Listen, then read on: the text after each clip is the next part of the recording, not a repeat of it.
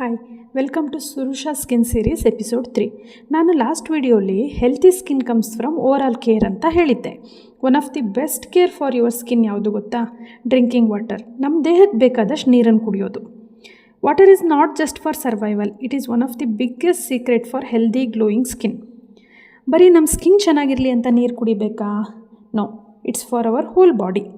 Proper hydration maintain ಮಾಡೋದ್ರಿಂದ skin, hair, digestion, ಇದ್ರ ಜೊತೆ brain, muscles, joints, kidney, overall body functions ಚೆನ್ನಾಗಿರುತ್ತೆ. ಯಾರು ಎಷ್ಟು ನೀರು ಕುಡಿಬೇಕು?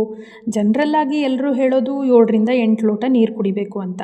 ಬಟ್ ನಮ್ಮ ಏಜ್, ಯಾವ ರೀಜನಲ್ಲಿದ್ದೀವಿ, climatic condition, lifestyle, day to day activity ಇವೆಲ್ಲ ಕನ್ಸಿಡರ್ ಮಾಡಿ ವಾಟರ್ ಇಂಟೇಕ್ ಮಾಡಬೇಕು.